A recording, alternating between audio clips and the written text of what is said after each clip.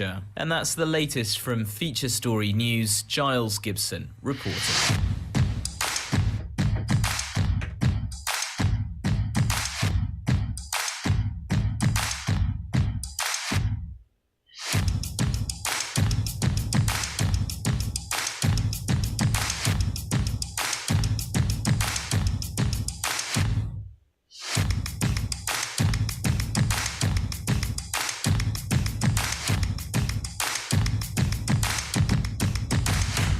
Good morning. It's KCHW 102.7, getting our finally Friday edition of the KCHW Morning Show all fired up. With me this morning, the one and only Philip Dutton. Good morning, Philip. Good morning, Scott. Did you hear something weird right as we started there, like there was two of me? Yeah, just for a second, and I was like, whoa. Well, that was bizarre. Wow. What if there was really two or three of me? Me. Okay. All right. You know, if you get yourself a little mixer, you can do that kind of stuff too, Philip. Yeah. I don't know if I do exactly that, but other stuff. Are you picking on me first thing? No. No. All right. Brandon Hansen is off on business today. Rumor has it he's touring some people around Chihuahua today for some reason. And it's really snowy, isn't it, Philip? Yeah. It's, the snow, yes, but especially just the little snow layer that's over the compact ice and snow underneath is no joke. Oh. You know, when you have that layer of the compact stuff, and then you get the fluffy stuff over the top of it, it's very deceiving, and that's like the best time for a slip and fall accident, because you're thinking, oh, I'm just walking in snow, not realizing there's a sheet of ice under it. So yes, yeah, I drove up to the little gas station by my house yesterday, and it's really slippery. Now, didn't you say you get some strange weather warnings that actually say Addy? Oh yeah. So I have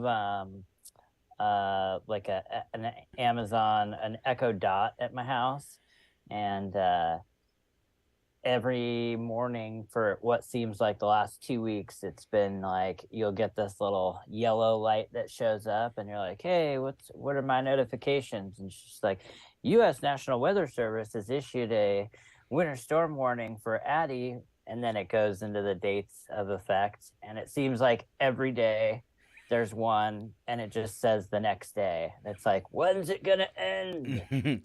Not for a very, very long time, Philip. And unless ending sounds good to you in the form of a cold snap. No, it doesn't. Well, let's get into that weather. 31 for a high today. Cloudy this morning. A few snow showers developing during the afternoon.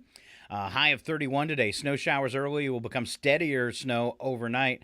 Expecting some snow today. 90% snow tonight with like another 3 inches. So at least you guys aren't getting big dumps. You get like 3 inches in the day and 3 inches at night. And you said you think you got like 5 overnight there, Natty? Yeah, probably about that.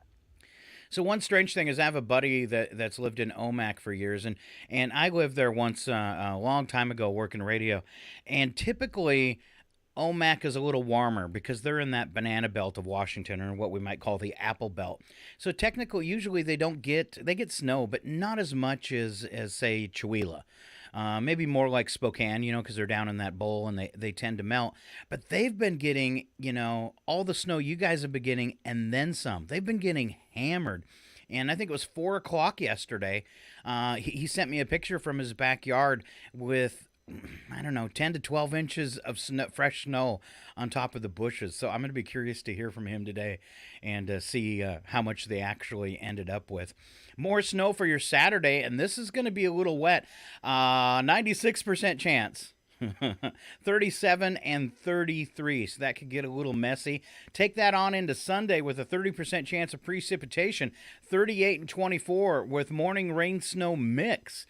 even messier if you're doing something Sunday, going to church, something like that.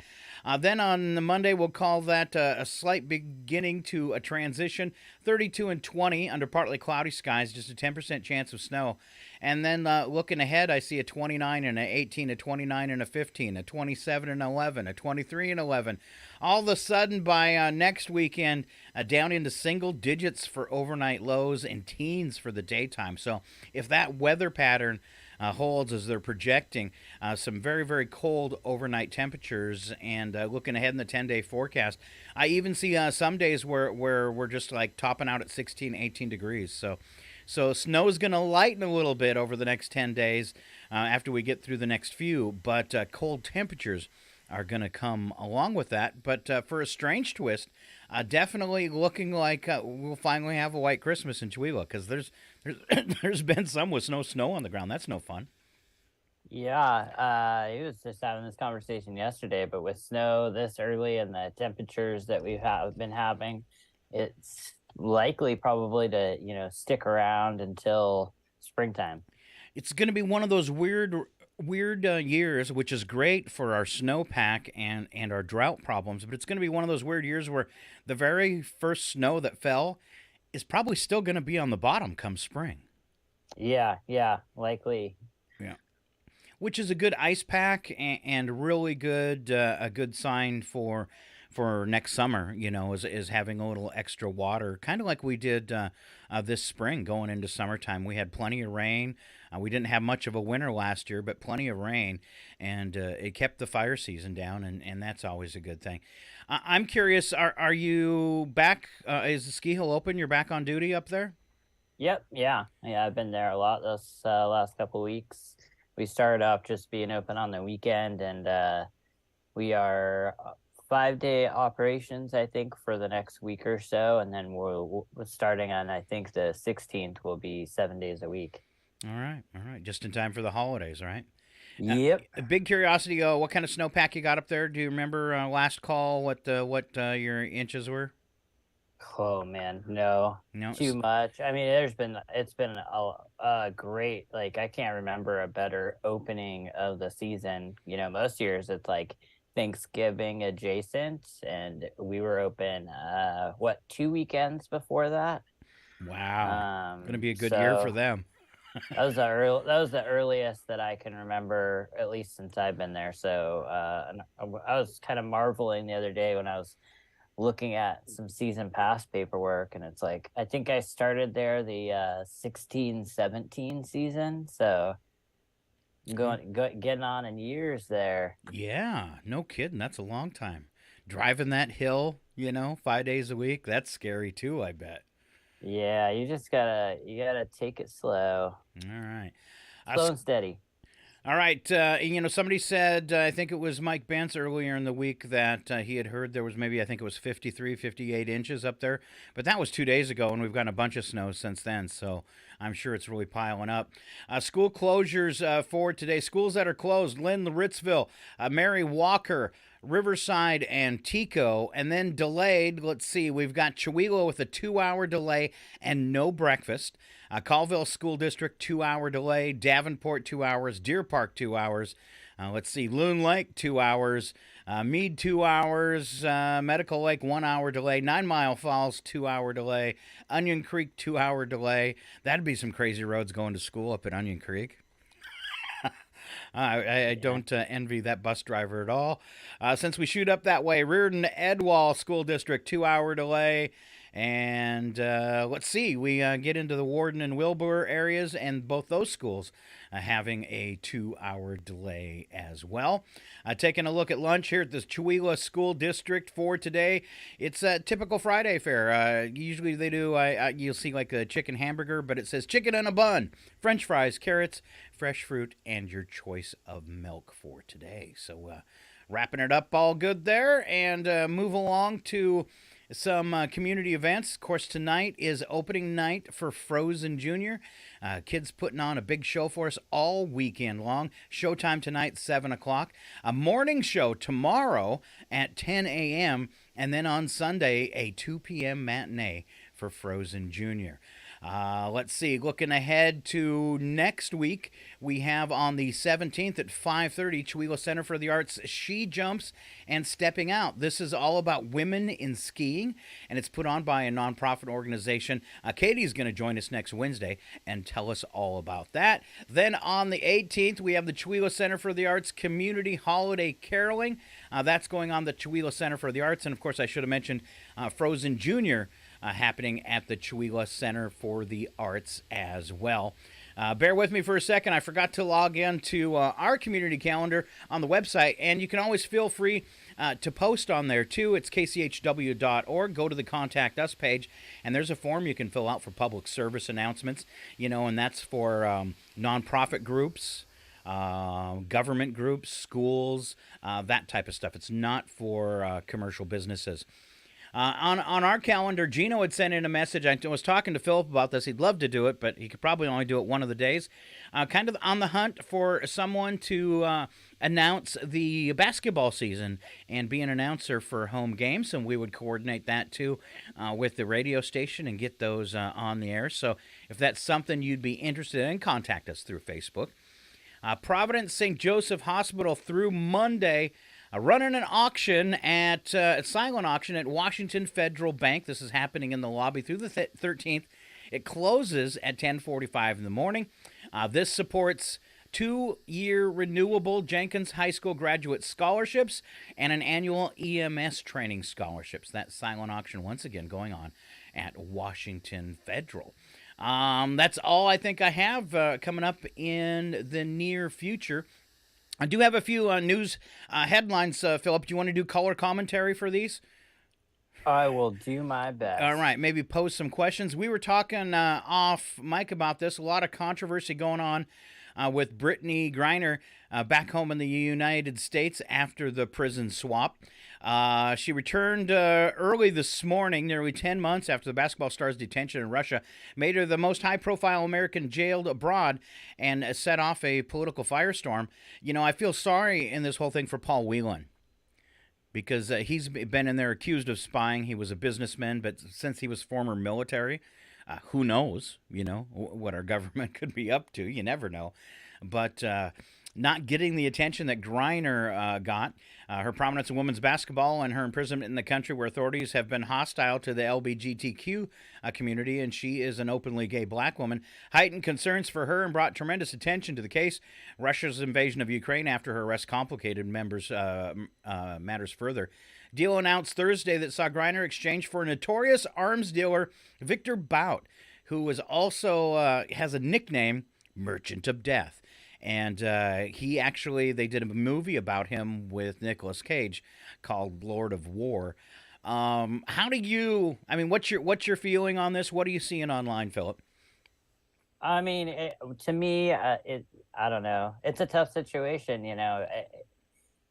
Do you hold out in hopes that you can get all the people that you want? Do you take the best deal you can get in a deteriorating political climate between Russia and the United States, considering, what's going on in the Ukraine? I see a lot of stuff online that, jumps to just side-by-side photos of Whelan in his, Marines outfit and Griner in handcuffs, and saying, oh, Brittany hates America. She's the one that gets to come home. And it's like that kind of stuff is just so short-sighted to, the whole problem in general. And I don't know. It's hard for me to sit there and even entertain those types of thoughts when, I don't know, when, maybe those same people were open to supporting somebody, she kneels for the flag, but you're going to support somebody that storms the Capitol, or, Trump let go, 5,000 Taliban prisoners in the past. It's just, it's hard for me to understand where, you aren't just excited about somebody being able to come home instead of trying to place blame at whomever's feet. My only thing in it was great she gets to come home, but it didn't seem like a good trade to me. And then it makes me wonder: is it because her case has gotten more attention than everybody else's? But trading an athlete who was smoking pot for a vicious arms dealer. And is he going to go back to that, I guess, is one of the questions. One thing I saw online was the gentleman who arrested the Merchant of Death. And he was very, very upset that this person was out after serving 4 years of a 16-year sentence. But 4 years in on a 16-year sentence, he was probably about to get out anyways. Yeah, I don't know.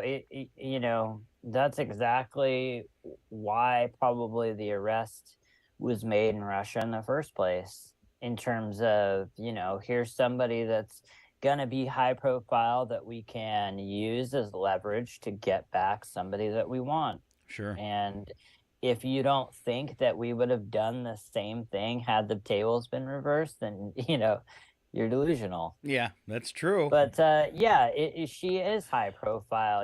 She's a 2-time Olympic gold medal winner. She's a black gay woman, and not everybody's gonna like that. But she had a lot of people on her side, and not willing to let it kind of get too far out of people's eyesight. She's always going to be the first person that people thought of when they thought of, Russian prisoners, probably. Yeah. They, whoever was on her side definitely did a good job of that. And the news media really attached to it as well. So that was probably a big boost for her. And, I saw a message from Whelan's family and stuff, and support. Like, that's the thing, is you probably have to end up taking the best deal that you can get. You could go round and round about the value of one life versus another. And, I don't want to make that decision. At the end of the day, somebody that was probably wrongfully imprisoned, at least to the extent that she was, for something that you could walk down the street doing here. I think that it's just a good thing that somebody got to come home. That's right. All right. Good job, Philip. Continue on with a few political stories. Trouble for the Democrats.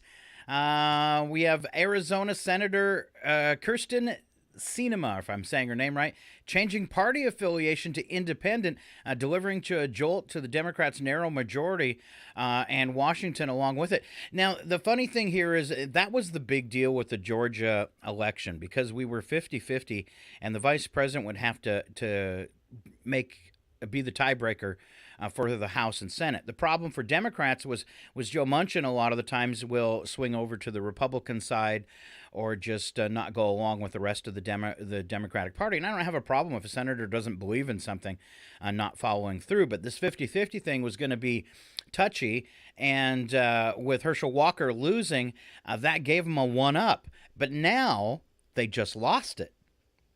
So they're kind of back to where they were, and it's almost like she was holding back to announce this until the Georgia runoff election was done. 45-minute interview, first-term senator told Politico that she will not caucus with Republicans and suggested that she intends to vote the same way she has for 4 years in the Senate.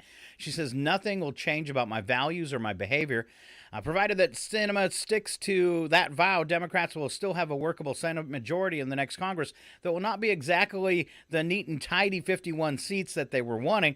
They're expected to also have the votes to control Senate committees. Sinema's move means Senator Joe Manchin, who I mentioned, a pivotal swing vote in the 50-50 chamber the past 2 years, will hold on to some but not all of his outsized influence in the Democratic caucus. Sinema would not address whether she will run for re-election in 2024 and informed Senate Majority Chuck Schumer of her decision on Thursday. She says, I don't anticipate anything will change about the Senate structure, adding that some of the exact mechanics of how her switch will affect the chamber is a question for Chuck Schumer.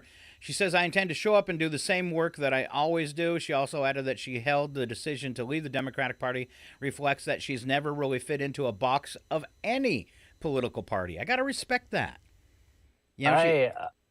Agree. Yeah.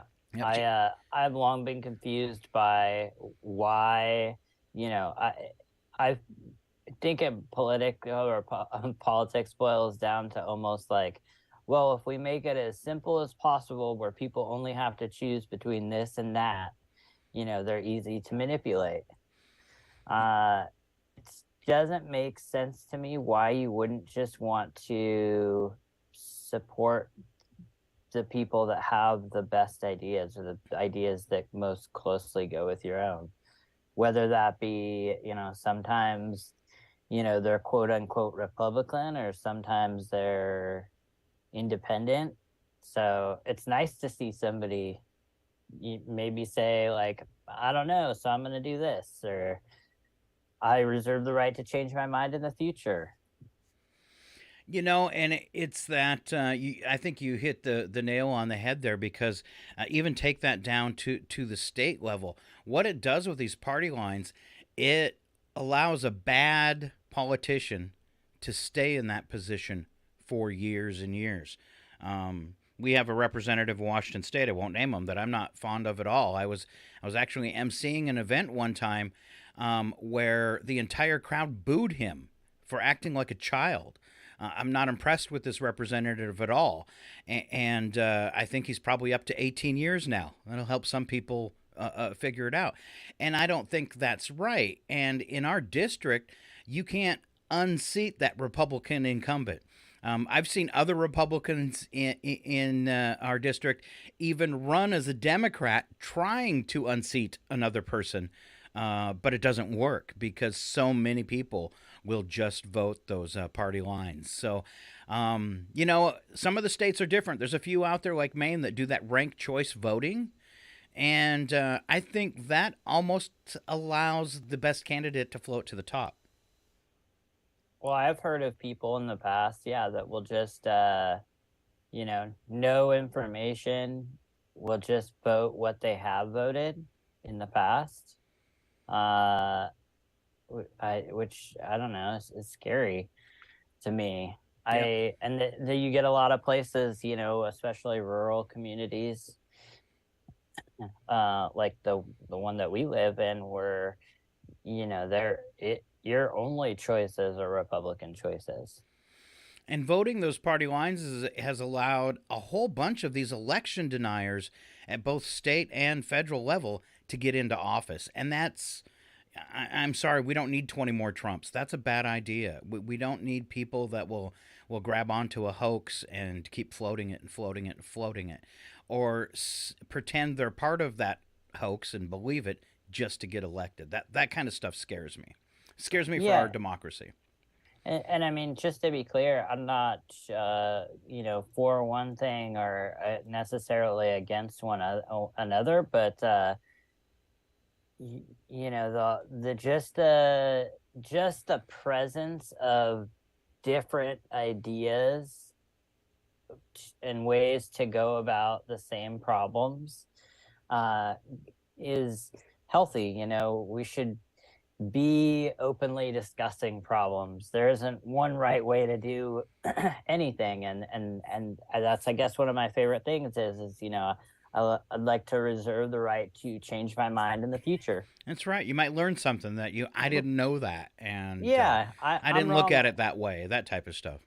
I'm wrong all the time, all the time. Me too. And that's okay, because like if it turns out that I am wrong, or I like to dig into those details and form my own opinion. If you're not wrong once in a while, you're probably not learning anything. If you don't think you're wrong. Yeah. Right. All right, moving along. Day after they found some more classified documents in Trump's possession, former President Donald Trump declined Thursday this is a surprise, to appeal a court order ending his lawsuit challenging the FBI's seizure of documents from his Mar-a-Lago resort in Florida, paving the way for investigators to finally get a hold of the bulk of documents collected in the search. Now, I'm really surprised at this because they had made a claim he would push everything all the way to the Supreme Court. So surprised he backed up on this one, but with his mounting troubles over the past couple weeks, he's kind of been losing when he runs around every corner. 11th U.S. Circuit Court of Appeals last week dismissed the lawsuit he filed after the August 8th search. Appeals Court overturned U.S. District Judge Eileen Cannon's order appointing a special master to review the trove of documents federal agents recovered and preventing the government from using them in its investigation into Trump's possession of sensitive records. So now everything is opened up with no recourse. And this kind of times out with the January 6th investigation coming to a head. I think next week they're going to release to the Justice Department their recommendations for criminal charges. The appeals court had given Trump until Thursday to appeal to the full 11th Circuit of the Supreme Court to try to get a stay before the order took effect. No appeal was filed. Well, Trump's team had a little hope of overturning the ruling. The decision not to attempt an appeal, which was first reported by CNN, is somewhat surprising after the FBI searched Mar-a-Lago. A top Trump advisor familiar with this tragedy said what I just did. We plan on appealing everything to the Supreme Court. We're fighting everything. Now, lifting the restrictions on the Justice Department's investigation could allow investigators to proceed with the probe more quickly, finally allowing them to review thousands of pages of documents that had kept them from pending a review for privilege issues by the special master. Because this was the issue, I think, where not only the classified documents he was in possession of, but the personal documents they recovered too, that might lead to some ongoing fraud. As we've noticed in the fraud trial for Trump.org, is pretty obvious that, with his own personal signature on a lot of the things that the jury determined were fraud. So you can tell, I guess, what I'm trying to say is he hasn't been very careful. He hasn't been very careful with the documents. He was pushed by the court to hire a team himself to search for more documents, and they found some.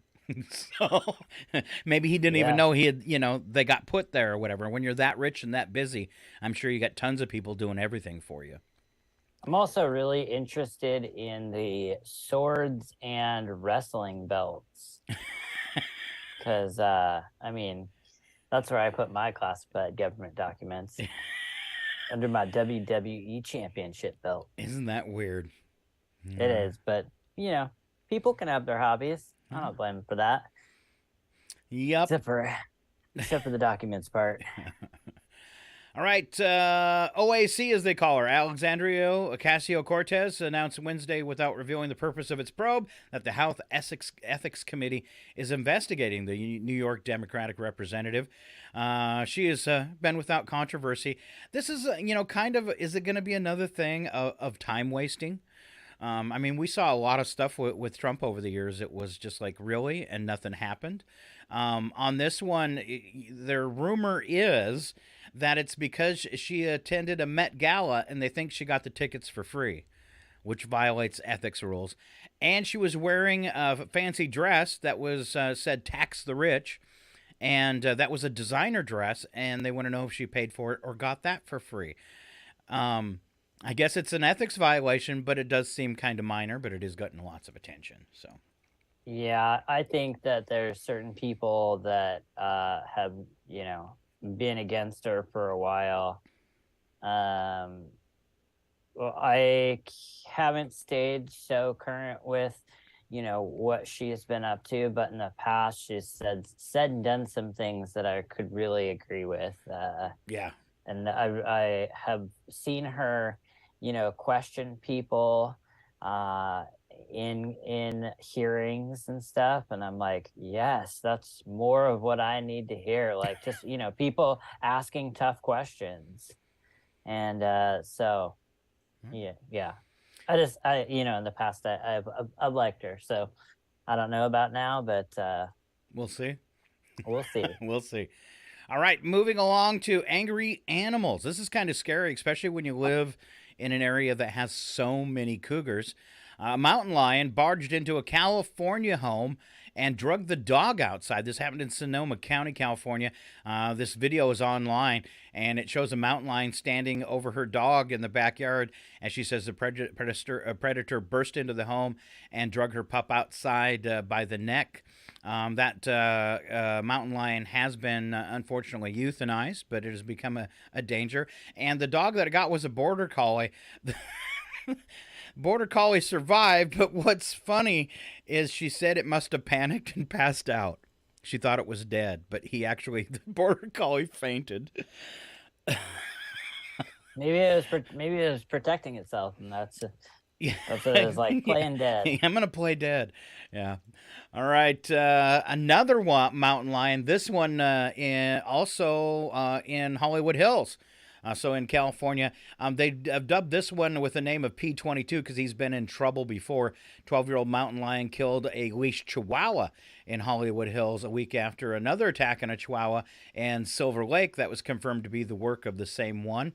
Last month's attack represented the first for mountain lions in the region. Let's say the killing of a leashed pet in November was the first time we've heard of a mountain lion attacking a pet on a leash in the L.A. area. After killing the leashed chihuahua, P22 has been reported in residential and urban areas close to his habitat in Griffith Park, including sightings, video recordings, and physical encounters. Both dog attacks were at least partly caught on camera. Not sure what they're going to do with that mountain lion, too, since he's really close to his natural habitat. It'd be awful hard to move him. When you say leashed animals, do you mean like people are just walking them and out of nowhere a mountain lion's taking their dog? No, they've left it leashed in their yard unattended. Oh, right. Yeah. So like the goat in Jurassic Park. Wow. Yes, exactly. Well, I don't know. I mean, you just No. like leave out some food like for free on a Yeah, awful tempting. yeah. And I'm the same way. Chihuahua is a bite-sized snack. Sorry. Yeah. All right. How about sharks? Sharks, our next animal attack. Rescuers searching for a person who disappeared after reports of a shark in Hawaii. On Thursday, police in Maui received a call from a man who saw a shark swim by him while he was snorkeling. Hawaii Department of Land Natural Resources Senior Communications Manager Dan Dennison said in a news briefing on Thursday, after spotting the shark, the man, whose identity was not released, searched for his wife and went back to shore after he was unable to find her. He confirmed that there was an ongoing search for the person who possibly encountered a shark early today. According to Hawaii News Now, the husband told police he and his wife fought the shark before trying to go back to safety. While the man made it to shore, his wife did not. Later, part of a bathing suit and snorkel set were recovered per the outlet, so it's not looking good. Yeah, that's super scary. And then to live with that guilt of could I have done more to save my wife? That's horrible. Yeah. Agreed. All right, next, we're going to switch it up here. Sorry, don't mean to go to the funny stuff right after something so serious, but we're going to stay in the water. For anyone who enjoys the free ebb and flow of ocean air and currents over their bare skin, the coast of Massachusetts, namely Nantucket, is clear for all people of all genders to legally go topless. They just passed a law, so you don't have to wear a shirt no matter who you are in Nantucket, Massachusetts. All right. I wonder if that'll increase tourism. Maybe. Another viral video for you this morning on Yahoo. Missouri School District investigating after a viral video shows a teacher involved in a fight with a middle school student. One of the kids must have got this on their phone. Fight happened on Monday at Westview Middle School in St. Louis. District did not identify the teacher or the student. It's unclear what led to the altercation, but the video on Facebook shows the teacher and the student taking each other to the ground. The teacher then appears to throw multiple punches as the student pulls on her hair. Wow. I saw things get a little crazy and lighted up in school, but nothing like that. Of course, the teacher has been suspended pending an investigation that's, no matter what, as an adult and attacking a child, she's done. I mean, there might even be some prison time there for her. It's just something, no matter what the situation is, that's definitely got out of control. We don't know what happened before. Was she attacked and defending herself? But there's point too, when you're especially dealing with a child where defending yourself can only go to a certain point. Defending yourself does not include being on the floor throwing punches. All right. On to climate change. This story actually talks about you guys in Stevens County. Well, Spokane County, at least. Regarded by millions of Americans as their favorite season, autumn for many regions of the United States has traditionally been marked by the gradual transition from hot weather to frigid winter temperatures. But in recent years, fall seems to all but have disappeared, especially in the Northeast, and experts say climate change is partly to blame. What's really weird where I am here, I'm the far Northeast, as far as you can get in the States. New York got hammered, Vermont, everybody got hammered with snow, never touched the state of Maine. It's 37 today, and I should be mowing my lawn because it's getting tall and it's still green. Crazy. Now, throughout October this year, a time normally associated with crisp weather and changing leaves, many parts of the Northeast saw temperatures upwards of 70 degrees Fahrenheit, and then seemingly overnight, the weather turned much colder. Then they referenced Spokane. Warmest October on record for Spokane was quickly followed in just like a week, 2 weeks' time to early November, and the first freeze and snowfall, which we were just talking about, is still on the ground. By the end of the third week in November, snow had fallen over upstate New York, and Buffalo received a record-breaking 6 feet of snow. Could you imagine that? 6 feet. Wow. Let's see. According to Judah Cohn, the director of seasonal forecasting at the Atmospheric and Environmental Research Center, told Yahoo, "We're seeing this weather whiplash here in the fall where it can be so warm, it can have record warm temperatures, and then within a few weeks we see the transition to a very cold period." We've seen that so many times in Chihuahua. It seems like fall lasts a month if you're lucky. And spring is like 4 months. Yeah, it's much different living over here versus Western Washington, where you have that springtime drizzly rainy weather for a lot of the year, autumn, spring, sometimes summer, all kind of blend together. And this was one of the things that I noticed the most moving over here was like, there are definitely seasons where you have distinct, different parts of this, different seasons in the year. But this last one, for sure, I went from, especially working up at the golf course, went from wearing shorts in late October to, I'm just trying to think, like, whenever Boo Fest was and we were downtown, like, there was the 28th, yeah. Right. There was no snow, and I'm pretty sure by the next weekend we had snow. Yep. So it was, it definitely felt like it was summer, and then it was winter.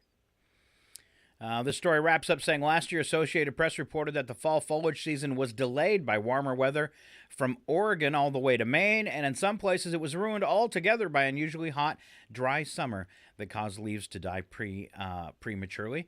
And then Cohn added, summers are growing longer. September a lot of times acts more like August than what you would traditionally consider a fall month. So, yeah. All right. Along this, I don't know. This has an effect, I guess, to global warming. I'm really curious what you're going to think about this. For the first time, Food and Drug Administration has cleared lab-grown meat created from cultured animal cells for human consumption. Is this? Huh. I'm not a scientist. This almost sounds like a form of cloning. Does. FDA green light applies only to chicken products made by the company Upside Foods, a California-based company founded in 2015. Though in its announcement, the FDA said it's ready to work with other firms that are developing cultured animal cell food. The agency, is this like the pink slime and the yellow slime that they used to talk about years ago? Yeah, that was like a byproduct of preservatives put in meat to give it that pink look when you get it at the store. All right. Agency said that it evaluated information submitted by Upside Foods as part of a pre-market consultation, and that it had no further questions at this time about the firm's safety. The company can begin selling its products after inspection and label approval by the Department of Agriculture. Upside makes cell-cultivated meat using biopsies from living animals, as well as recently slaughtered animals who were already part of the food system. It expects these cells to be capable of indefinitely self-renewing. So it's going to keep growing its own meat with the goal of eventually phasing out all animal components. Upside spokesman said in an emailed statement to Yahoo News the company is thrilled by the FDA's historic announcement and said the cultivated meat has never been closer to the U.S. market than it is today. Spokesperson added that in addition to eliminating the need to raise and slaughter billions of animals, cultivated meat is projected to use substantially less water and land than farmed meat, and producing meat in a controlled environment may reduce the risk of harmful bacteria contamination. This sounds like a good thing? Yeah, I mean, I'd have to dig in the details more, but like, I'm sure that you've heard some crazy statistics when it comes to greenhouse gases and stuff, and how much land or how much fuel or how much water it takes to make one, pound of this or one. And I know that there's probably some people that this would affect in a negative way, but overall, I just think if we're going to continue to keep expanding as a people on this planet, that we have to start to look for ways to, contribute without just taking. And the animal part of it. Cows are loving, pretty intelligent animals. I like steak and hamburger, but what you really need to do, and I did this once, is visit a slaughterhouse, visit a poultry factory, and it's kind of gruesome. And you hit the nail on the head again, Philip. Meat and dairy alone are responsible for 60% of agriculture's generated greenhouse gas emissions. So yeah, that's a huge number, and this might bring that down, and it seems maybe a little more humane, just taking biopsies instead of slaughtering animals. And then you have the whole thing of the cows. That's where they're saying 60% the cows and the methane gas. Yeah, I mean, I don't know. We just, I think that we don't think about it because it's always there when we go to the store or whatever, but, we're headed towards a future where, food is gonna, it's already scarce other places. It's not too far off. I don't think that it could become scarce everywhere, especially when it comes to things like this that take a lot to manufacture. Not this, but meat. Well, and they say these biopsies, they can grow them indefinitely. That could really feed the hungry in a lot of places. This could be a huge innovation, especially as we run into problems with drought. I mean, drought across the Midwest. There's another story today, and I skipped that one, but it was all talking about the Midwest and how bad things are. I mean, we're about to lose the Colorado River. The Hoover Dam is going to become useless. It's not a good sign. One good sign, though, fate of the Amazon rainforest is the next story. It was on the ballot in Brazil's presidential election runoff on Sunday. Now, this is because the past president, and I'm not going to say his name right, I think it's Jair Bolsonaro, even though he said he was going to stop deforestation of the Amazon rainforest, he didn't. And in fact, it increased during his presidency, something like 25%. Now they've got a new president who's very pro Amazon rainforest, and already in his first week taking steps to protect it. It says, let me give this is a good one. Under Bolsonaro, deforestation in the Amazon rainforest, the vast majority of it, which is illegal, skyrocketed, diminishing the capacity for the forest to act as a carbon sink for the planet.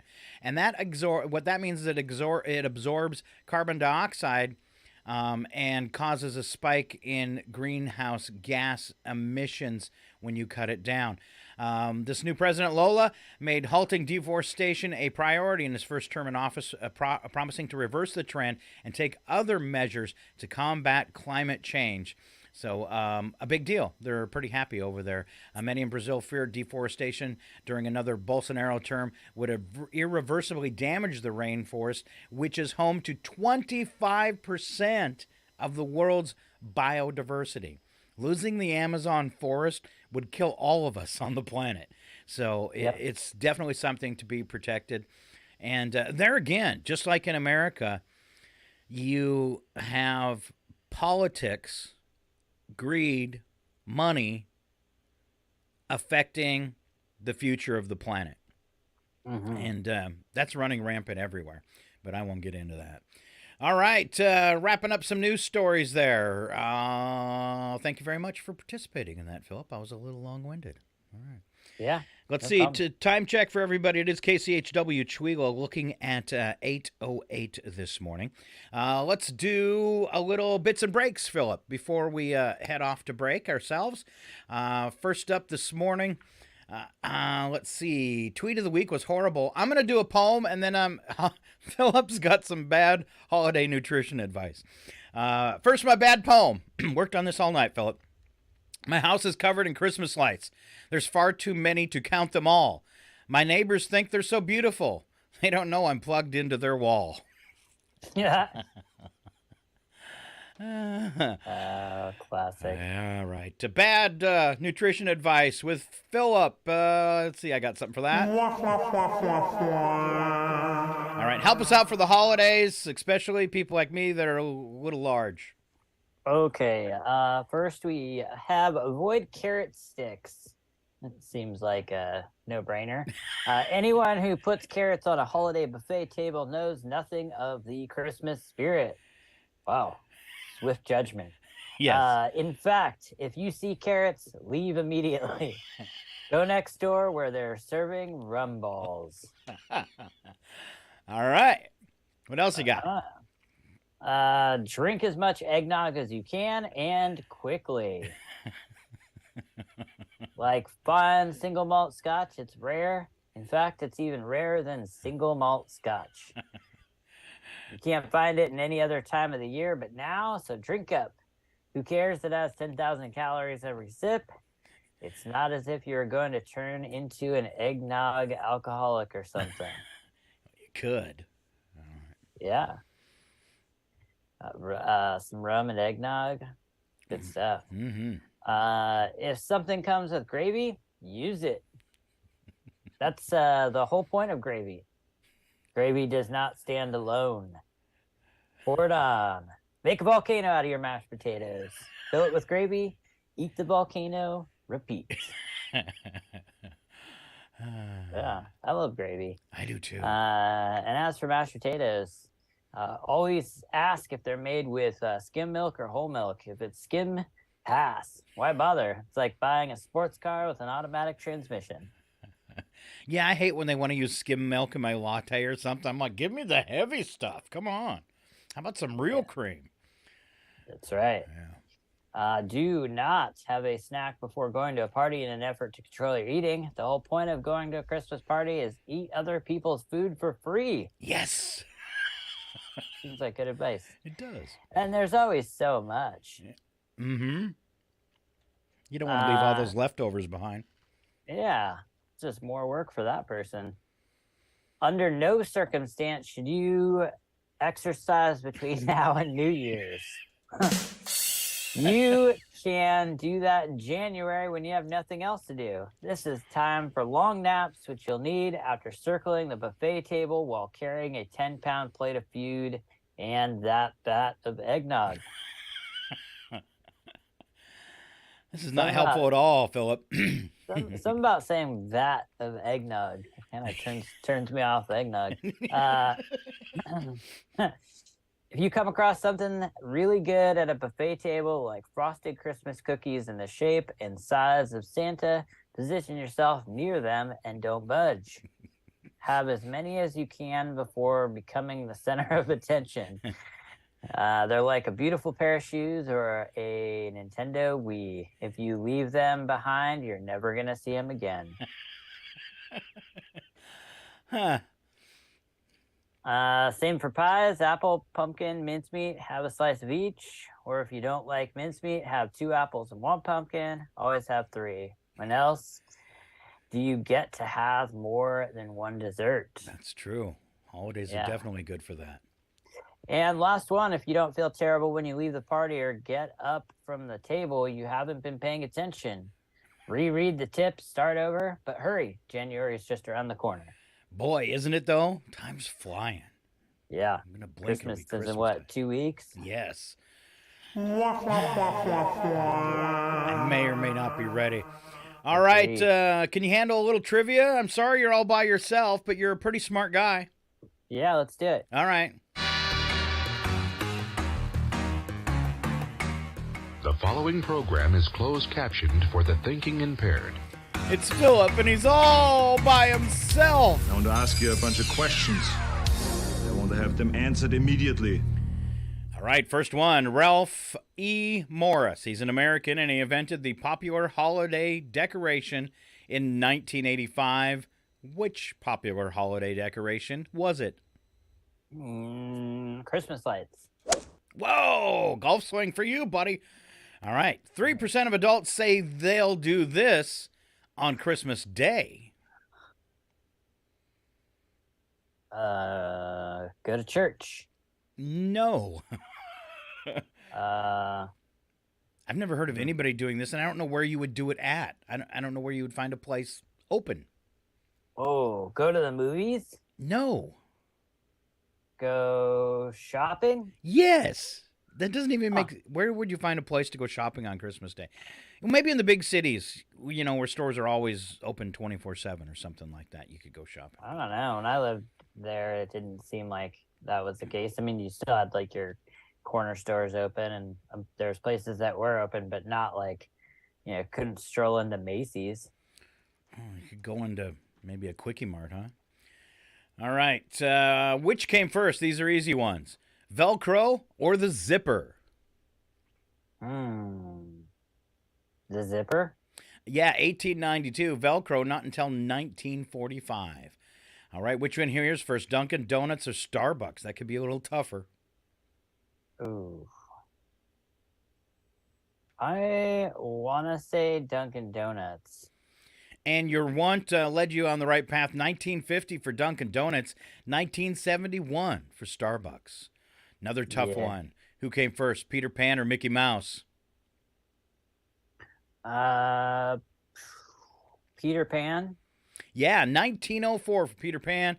Mickey Mouse, not until 1928. But still a very long time ago, right? Almost 100 years. He's coming up. He's not too far away from his 100th birthday.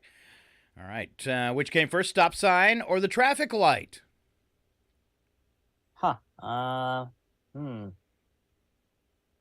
I don't know.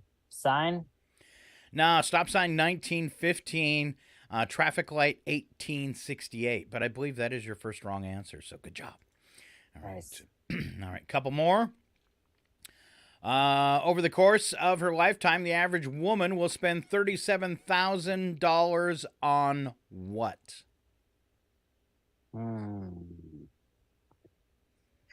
$37,000 on. Is it something cosmetic? It is not cosmetic. It is something about attire. Something about attire. Attire, attire, clothing, Oh, accoutrements, accessories. I was like, getting their tires changed? That's what I was worried you were thinking. $37,000 on shoes. You're right. Good job. Yeah. All right. Sweet. The first one of these was made for the home was 6 feet tall, 10 feet long, and 4 feet deep. First one of these made for the home. 6 feet tall, 10 feet long, 4 feet deep. Indoor pool. Or a pool. No, it's a device that runs on electricity.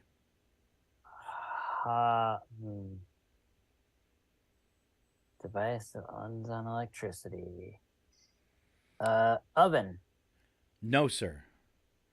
First one of TV. these. TV is right.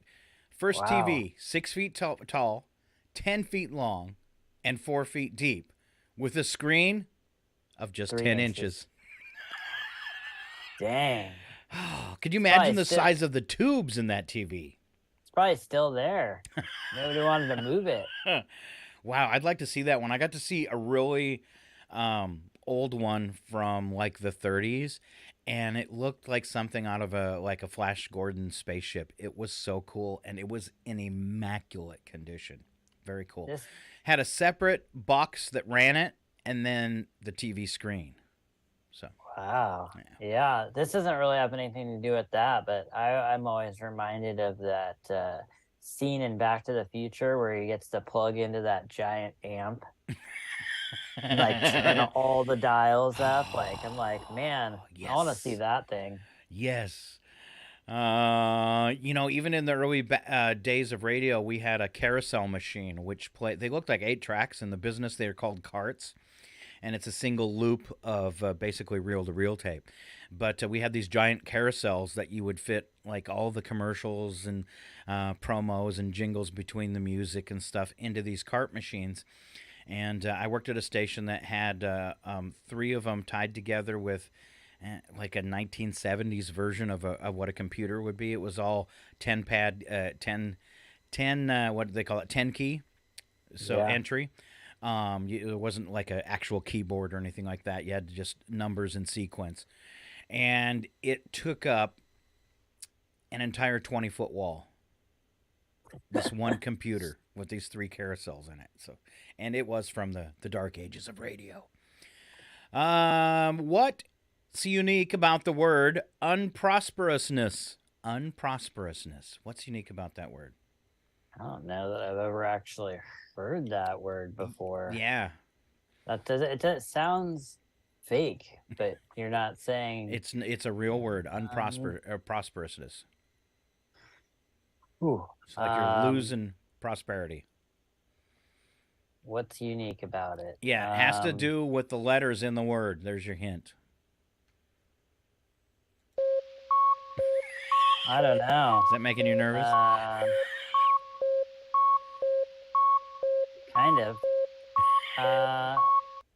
I'm not sure. There's 2 O's and 2 U's. You are on the right track, my friend. 2 S's and 2 P's. Unprosperousness. 2 N's. 2 of everything? Yes! Yes! Whoop, whoop. All right, good job. Good I was job. like, oh, am I spelling this right? I am not smart enough. I would have never got that one. All right. If I hadn't done many Friday shows before, I probably wouldn't have got it. There just seems like there's letter ones every once in a while that are like, what's unique about this word? And I don't always get it. So now I pay attention. All right. Are you any good with Christmas movies for some trivia? I'm sure, kind of, yeah. Okay. In Frosty the Snowman, who brought Frosty back to life? God, I don't know. The reindeer? No, I thought that was probably the easiest one on there. Santa Claus. Remember? Santa Claus brings him back to life. There you go. Sorry. All right. Who lost $8,000 in It's a Wonderful Life?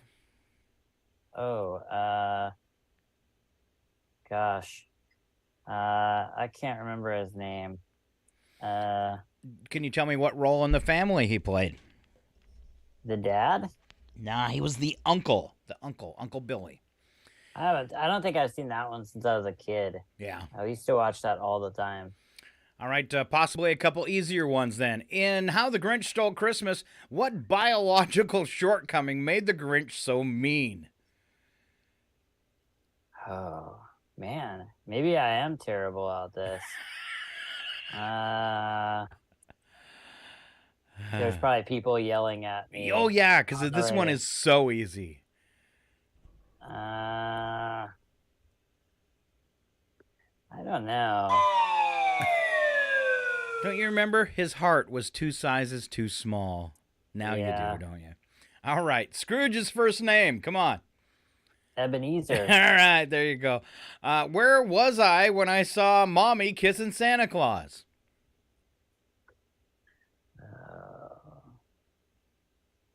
In the kitchen? On the stairs. On the stairs. Oh, all right. The Grinch was recently at the city sidewalks, and I gotta tell you, the Grinch kind of scares me. I saw pictures on the Creative District's website. That was a scary looking Grinch. It was spot on. Yeah. I asked him if kids were even scared, At the Huff building, they have have you been there? Yes. I saw I've been in there, but I saw the pictures online. That's where they were all taken. So they have the staircase that goes up, and they had these huge Grinch fingers that hung over the side of the wall. They were 8 feet long. I was like, "Ugh, this is terrifying." Here's a cookie.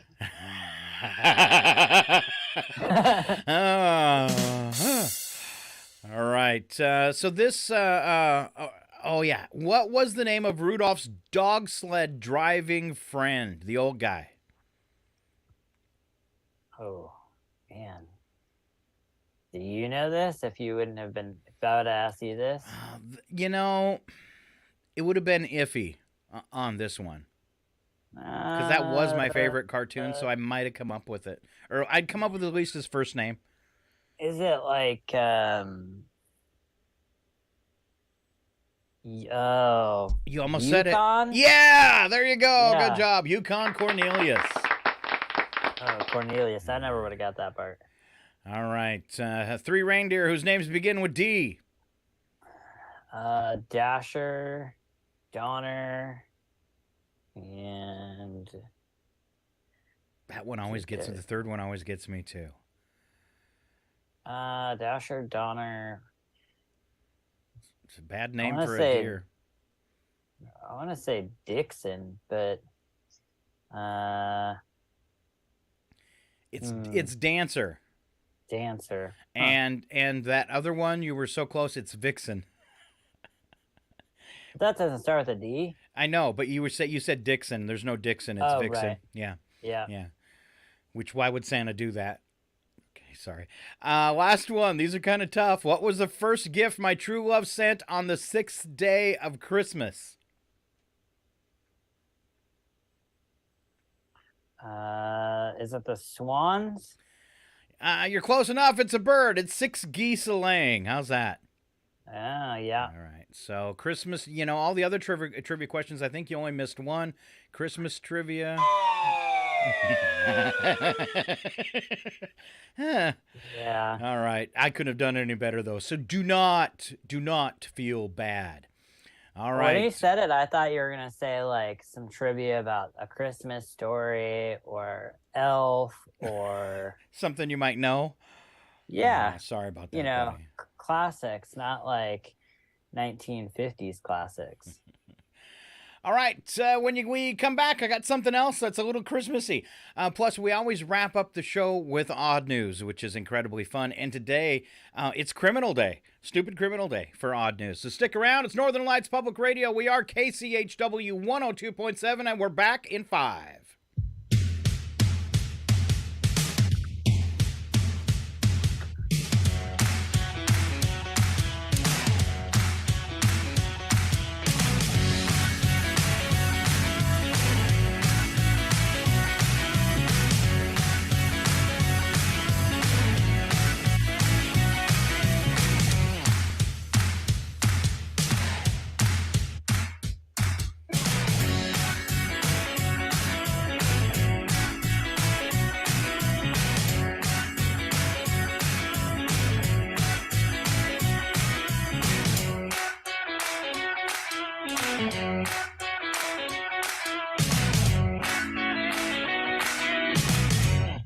It's 8:26.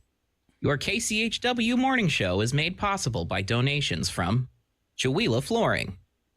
Chihuahua Flooring at 214 East Clay at the 3rd Street Mall offers a wide variety of products, including carpet, ceramic and porcelain tile, vinyl and laminate planks, and vinyl sheet flooring. Chihuila Flooring carries products for both commercial businesses and residential homes, including brands like Southwind, Deltile, Mannington, and Mohawk. For more information, you can visit online at chihuilaflooring.com. Call 509-935-8021 or via email through chihuilaflooring@gmail.com. Your KCHW Morning Show, made possible by a donation from God-Fearing Brothers Auto Center. God-Fearing Brothers specializes in auto services, including repair, maintenance, and detailing. They also stock a full selection of tires, make glass repairs, offer towing, and have an auto sales lot on the corner of Highway 395 and Main Street at the light. For more information, you can visit the Auto Service Center at 806 East Main in Chihuila. Find them online at godfearingbrothers.com or by phone at 509-935-6414. KCHW FM thanks God-Fearing Brothers for supporting public radio in Stevens County. Your KCHW Morning Show made possible by a donation from Paul Mayer's Flowery Trail Cafe. The Flowery Trail Coffee House has changed hands. The new cafe still features familiar drive-through and coffee options, but also has added new breakfast items like biscuits and gravy, chorizo burritos, French toast, gluten-free pancakes, and more. The Flowery Trail Cafe strives to use as many locally sourced ingredients as possible and has a variety of healthy food options too. They're open Monday, Tuesday, and Friday from 6 to 2, Saturday from 7 to 3, Sundays from 8 to 3, and they're closed on Wednesday and Thursday. For more information, you can call them at 509-936-9140. Visit them at 6 West Webster Avenue in Chihuila or online at flowerytrailcafe.com. Season's greetings from New Health. Everyone knows how important it is to stay healthy during the holiday season. How are you going to visit family, bake cookies, or join in on the other fun holiday festivities if you are not feeling well? Let New Health help. Our medical care teams offer in-person visits, curbside care, and virtual visits. Schedule today for a new patient appointment. Contact New Health at 509-935-6004. That's 509-935-6004 to schedule today, or visit our website at newhealth.org for a location nearest you. New patients are welcome, and most insurance plans are accepted, including Medicare, Apple Health Plans, TRICARE, and private insurance.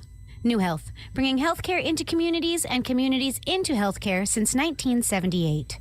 This is KCHW, Chihuila, 102.7 FM. You're listening to 102.7 KCHW, Chihuila. Welcome to 2022 Talks, where we're following our democracy in historic times. Today, Congress sends the Respect for Marriage Act to the President's desk, a glorious triumph of love and freedom. Let us salute those who've legislated and advocated relentlessly to make this bill the law of the land. The U.S. House of Representatives passed the Respect for Marriage Act 258 to 169. An earlier version of the bill was approved by the House earlier this year, but the Senate waited to approve the measure until after the midterm elections. The House also passed an $858 billion defense bill by a vote of 350 to 80. Under the new National Defense Authorization Act, COVID vaccine mandates for service members were eliminated.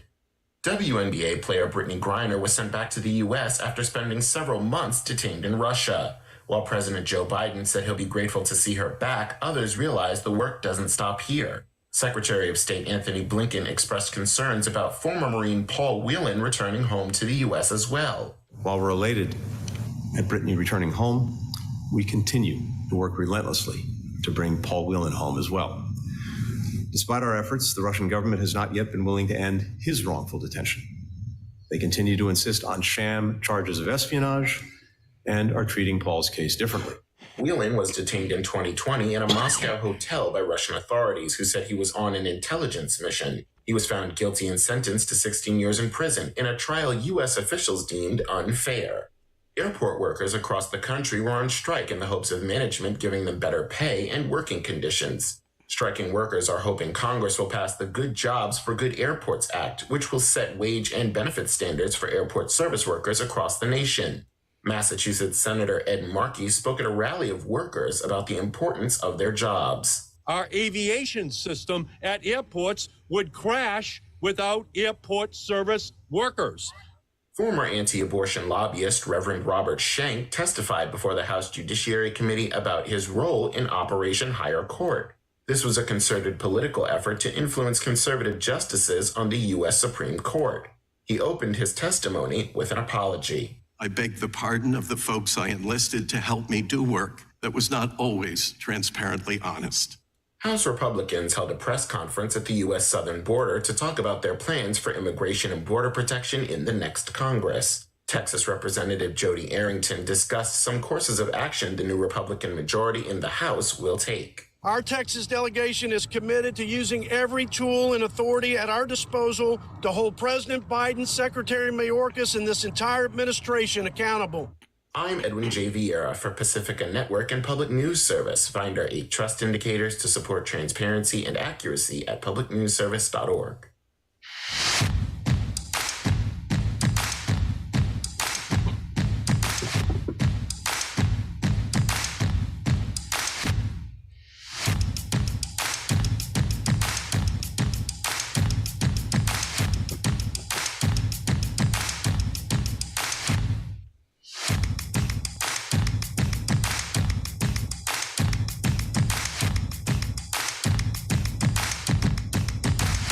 Good morning and welcome back to part 2 of your KCHW morning show. Gonna rehash that weather since it's kind of stormy out there and it's going to be stormy through the weekend. Also want to let you know to watch out for the pedestrians. More importantly, the children. We had a 2-hour delay for school today, so you're going to see kids on the sidewalks a little bit later, so be safe out there driving around. As far as weather, looking for a high today of 31, chance of snow 30%. Increase that to 90% tonight. We expect at least another 3 inches. Going to warm up tomorrow and get slushy. 37 and 33 with a 100% chance of snow. On Sunday, 38 and 24 with morning rain, snow showers possibly mixed together, 38 and 24.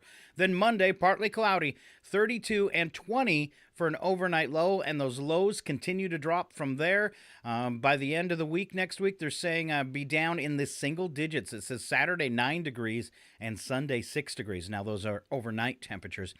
Daytime significantly warmer at 21 and 18. But get through a few days of some slush, couple transition days, and then look out for some colder temperatures, which is always a big yuck, right, Philip? Definitely. All right, let's see. I had one that before I let Philip take off with our special events and goofy holidays through the weekend, I did have one I missed earlier. And this is, oh, did I lose it that quick? I sure did. All right. Well, I'll do this one instead. Silly questions asked on cruise ships. No, I think I found it. I did. 3 facts about Christmas that are wrong. All right. You listening, Philip? You with me? I can't hear you. I think your microphone's still muted. That's why you didn't answer me. Your lips are moving, but nothing's coming out. There you go. Yeah. There's Thought Philip. I clicked it. All right. 3 facts about Christmas that are wrong. Poinsettias are poisonous and should be kept away from children.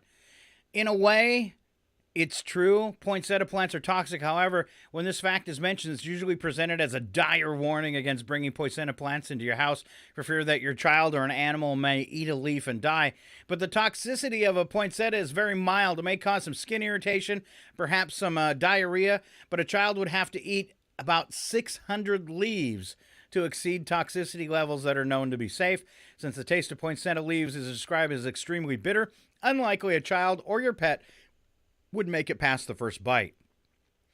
Another claim, and I've heard this one and seen it online and even avoided typing this in certain situations, and that's the abbreviation for Christmas as Xmas, being anti-Christian. Some Christians protest the abbreviation of Christmas as Xmas because they believe it's an attempt to take Christ out of Christmas. However, Christ has been represented as an X for hundreds of years. Origin of the practice is based on the fact that our letter X closely resembles the Greek letter chi, C-H-I, which is the start of the word Christ.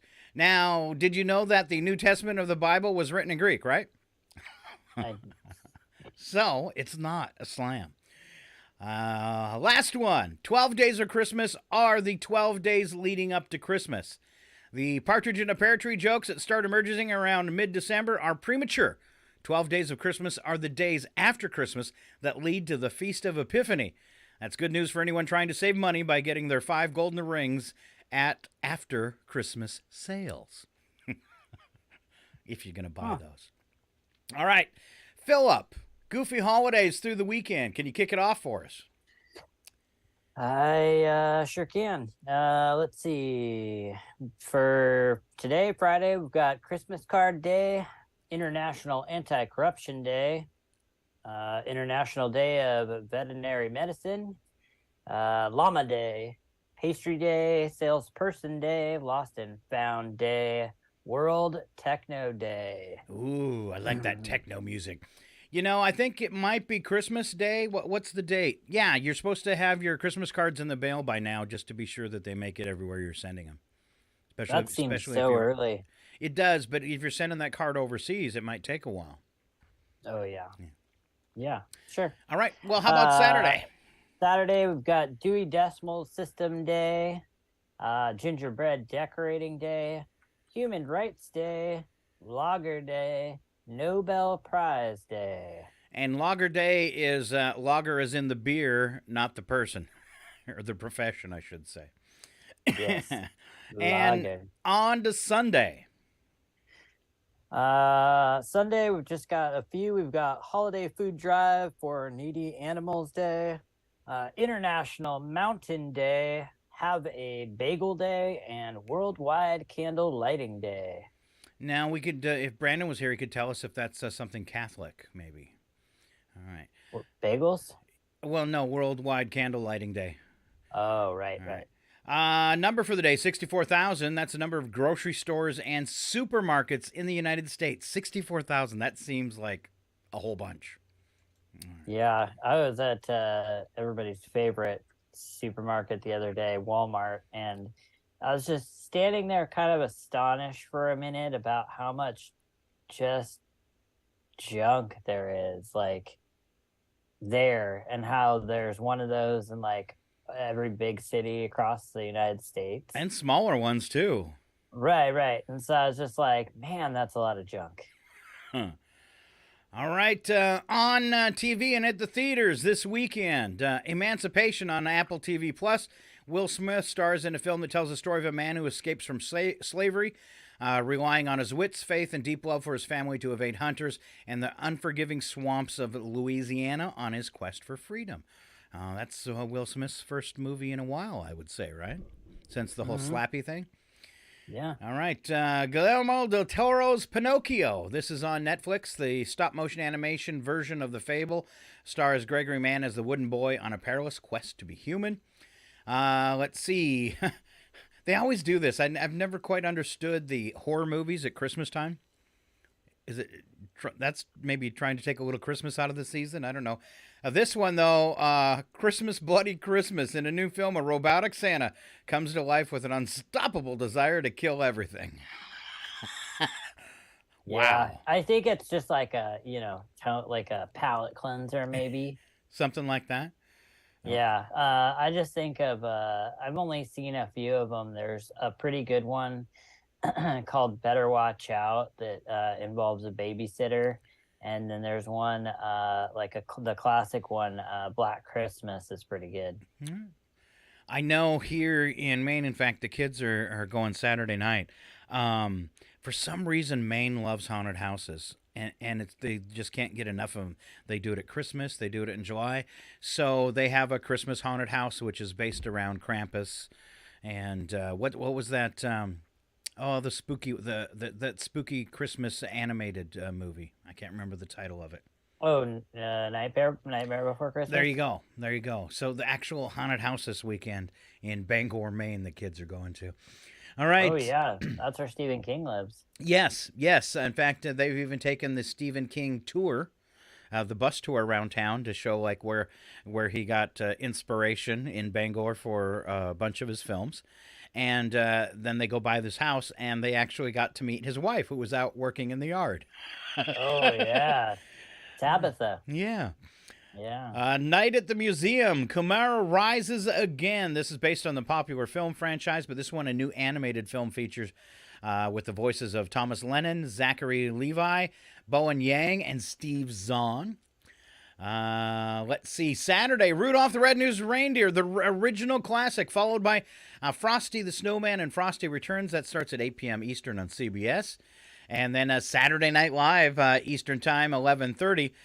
New Steve Martin and Martin. This one's a new episode, and it's Steve Martin and Martin Short co-hosting with musical guest Brandi Carlile. I'm gonna have to watch that one or set up the recorder for it because that'll be a fun one. Steve Martin and Martin Short Saturday night. Let's see, on Sunday, warming up for the new release, I think next week or the week after, Avatar, 7 p.m. on ABC. They're going to do the National Chris Lighting, 8 p.m. Eastern Time on CBS. And then in theaters, Father Stu Reborn. This is a re-release of that movie in theaters as a PG version instead of an R version. That movie I talked about, Christmas Bloody Christmas, is also in theaters. Empires of Light, Loudmouth, Matilda the Musical, To the End, and that's it at the theaters. There you go. All right, looking at 8:43. It's KCHW 102.7. We are going to wrap up the show with some goofy criminals and your odd news. Slap some bacon on a biscuit and let's go. We're burning daylight. It's the world of strange. A world gone wacky. Out here, due process is a bullet. And some of the scariest people on the planet. I think you're bluffing. Be afraid. You know, you look mighty pretty when you get mad. It's your odd news on KCHW. Just sit back and enjoy the show. All right, we kick it off with the news attack. First sentence true, second sentence always just a poorly written joke. Who writes these? And Philip gets to kick it off with a report. Yes, this report says that U.S. companies are holding too many meetings. The boss here has been concerned about it. In fact, he scheduled a 3-day workshop on how to cut back on meetings. Last 747 is rolled out of the Boeing factory. They're not going to be making them anymore. Cargo company called Atlas Air is getting it, but not until it's had its undercoat sealant applied, nitrogen put in the tires, and some really bad food put in the cupboards. It's pretty crazy what they've been making that plane since the 50s. Yeah, a little outdated. Well, also wildly successful. Yes. I want to fly on one of the new big 777s, and I want to be in the upper deck. Yeah, me too. That always looks cool. Yep. Let's see. A study found that drinking 3 to 5 cups of coffee a day has health benefits. It's almost like medicine, which I guess would explain Starbucks' high prescription prices. Pfizer actually owns Starbucks.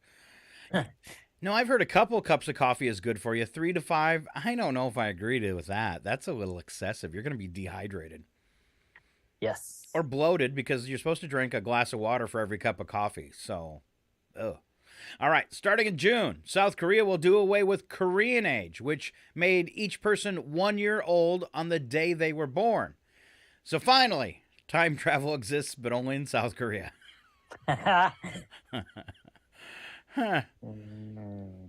A study said hamsters suffering extreme jet lag shows decreased brain function. I can't take more than 2 ounces of any liquid on a plane but with me, but they'll let a hamster on. That's kind of a weird traveling companion. I got a seat for my hamster. Right. Yeah. Who's running these tests? Christmas season is here, and I'm actually looking forward to a little snow. We don't have any in Maine. Do you realize, Philip, that snow is probably one of Mother Nature's most wonderful accomplishments, especially when you're watching your neighbor shovel it? Man, I'm always the one shoveling, so it's not that fun. Do you have a snowblower, or do you got to do it by hand? Hand. Ooh, you're a real man. Yeah, I know.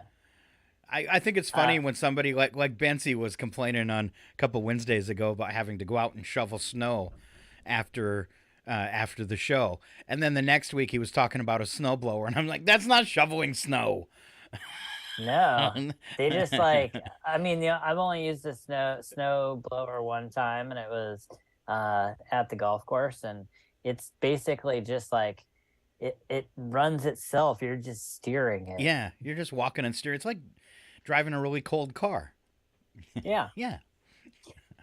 Research shows that looking down to stare at your smartphone puts up to 60 pounds of stress on your neck. Thanks a lot, TikTok. I've been spending way too much screen time, and I was worried that there's something wrong with my neck because after I've been doing that and I turn to the right, my neck will crack a whole bunch. But I also realized it doesn't start at till evening. All day long I'll go and it doesn't do it. And I've got my head bent over like that, staring at my phone. So I agree. I agree about that 60 pounds of stress. Seems a little much, but I think it's definitely doing something. Yeah, there's this weird, update I get every week on my phone that will actually tell you how much screen time you did. Ooh. And it'll also give you like a statistic like, oh, you used 18% less or 37% more screen time this week over last week, which is pretty interesting. Also makes you feel extremely guilty. Or like a nerd. Yeah. All right, if you haven't heard, Brittany Griner has been freed by Russia. As I see it, there are a handful of countries no American should ever visit, just to be safe, right? North Korea, Afghanistan, Russia, and, of course, Idaho. Oh, where was it? There it is. All right, moving on to Wacky But True. We don't add anything to these stories, but perhaps a movie sound effect to make it just a little bit better. All right, Philip, will you, I want to do this one before we go in, okay? And this wasn't in the odd news, but I think it qualifies. Animal control officers in Southern California granted permission for a little girl to keep a unicorn at home, provided she follows strict guidelines. Los Angeles County Animal Care and Control this week shared a letter it received from a child named Madeline. The girl wrote, "Dear LA County, I would like your approval if I can have a unicorn in my backyard if I can find one. Please send me a letter in response." Director Marcia Meda replied with a letter along with a pre-approved unicorn license, a heart-shaped license tag, and a plush toy unicorn. That's cute. The licensing letter includes 5 conditions. The unicorn must be cared for in compliance with all animal caretaking regulations set forth in the Los Angeles County Code Title 10. The unicorn is given regular access to sunlight, moonbeams, and rainbows. The unicorn is fed one of its favorite treats, watermelon, at least once a week. The unicorn's horn must be maintained in good health and requires polishing at least once a month with a soft cloth. And number 5, any sparkles or glitter used on the unicorn must be non-toxic and biodegradable to ensure the unicorn's good health. Yeah, it's kind of cute she took the time to do that, right? Yeah, that's pretty awesome. All right. All of our stories today, I believe, involve a stupid criminal, and Philip kicks it off. A man in Poland left a convenience store on a stretcher after the store owner clobbered him with 2 bottles of beer. The man brandished a knife and demanded money from the cash register. The store owner suffered a few cuts, but the robber was knocked out. Oh, beer bottles. Something about, like, made me want to start singing the song. What song? The 99 bottles. There's a beer song. on the wall. Take one down, bust it over his head. 98 bottles of beer. Yeah, I get it. Sound effect I had from this one, actually, from a game. Knockout! Knockout! Knockout! All right, here's another one. Deanna Gacci was dropping off some things at a friend's house in Minneapolis. Her husband, Derek, and their 4 young children were waiting in the car. Deanna saw Derek get out to close the back door of the car. Then Deanna said, "I look out the door, and all I see is taillights leaving." A thief had jumped into the car with the kids inside. Derek saw a van, which the carjacker had arrived in, and it was still running. So Derek hopped in to go after his kids. He was able to catch up a few blocks away. He used the van to hit the back of his own vehicle and pin it against a fence. By the time his wife got to the scene, so were police. Wow. Whoa. That seems hitting Hitting a vehicle that your kids are in? That's what I was thinking.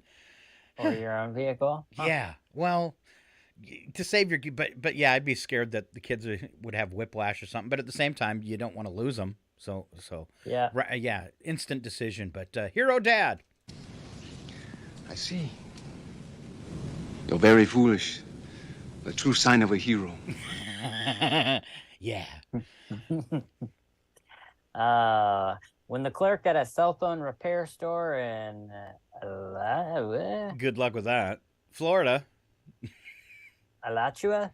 Sure. Alachua. Okay. Let's call it Alachua. All right. Alachua, Florida, confronted a customer who allegedly tried to walk out with accessories he hadn't paid for. The man put the items back, lifted his shirt to reveal a gun and a taser, told him, "I do what I want," and walked out to his car. The clerk says he saw the man put on a jacket and a bandana over his face, so he locked the door.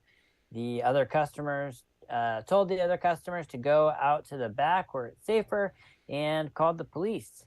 The man came back to the store and, finding the door locked, started pounding on it, demanding to be let in, and was still doing that when officers arrived and detained him. The 32-year-old man was arrested. Mm-hmm. And here's what he had to say. Jeez, I'm an idiot. I do what I want. Because I'm an idiot. All right, Jonathan Fraser has been charged after allegedly stealing a surveillance camera from a backyard in Tennessee. The owner called police when his phone alerted him to the motion on the camera, and he was able to watch as the thief put the camera in his backpack and left.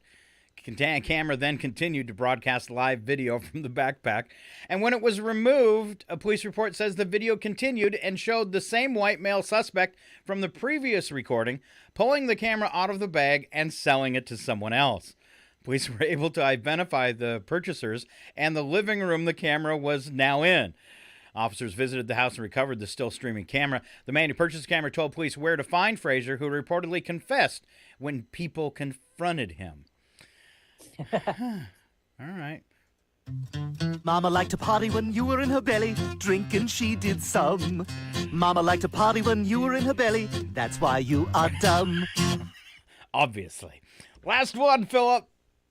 When the Rockdale County, Georgia Sheriff's Office posted a lineup of mugshots on their Facebook page asking the public to keep an eye out for their 10 most wanted violent criminals, Christopher Spaulding was apparently a bit upset.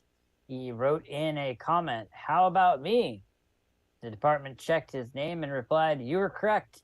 You have 2 warrants. We are on the way." Sure enough, he was at home when officers arrived. He wasn't even smart enough to leave after posting that and getting the response. Huh. Yeah. What do you think I am, Dumpty? Yeah, we all do. All right, that's your odd news for our finally Friday edition of the show. And all criminals there for Wacky But True. Surrender, you criminals! Yes. All right, thank you very much. Philip Dutton this morning along with me. There you go. Our KCHW morning show returns on Tuesday with my sister Val, if you'll join us then. Other than that, I want to remind you to go out and support the kids this weekend. Frozen Junior starts tonight. Opening night, 7 o'clock. Then you've got a morning show tomorrow at 10 and a matinee on Sunday at 2. Take the time to go out and support theater in Chewelah and our kids. And, of course, it all happens at our wonderful Chewelah Center for the Arts. Philip, you got to work hard this weekend? Oh, yeah. All right. Are you doing both jobs? Are you at the ski hill and the Rusty Putter serving drinks? Yes, sir. You are one busy man. All right. Well, take care and be safe driving on all those snowy roads. And as well, you out there in Radio Land, be safe and watch out for others. And if you're in a car, watch out for the other guy, right? Enjoy your not snow. Yeah. All right. Yeah, it's all green grass here, baby. I'm going to go mow today.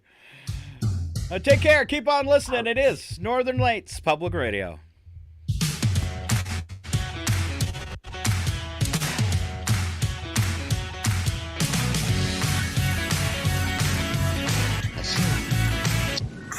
You're very foolish. The true sign of a hero. What you think I am, Dumpty Dumpty?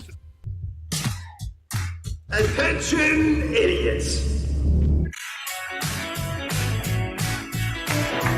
Surrender, you criminals! Hail to the king, baby.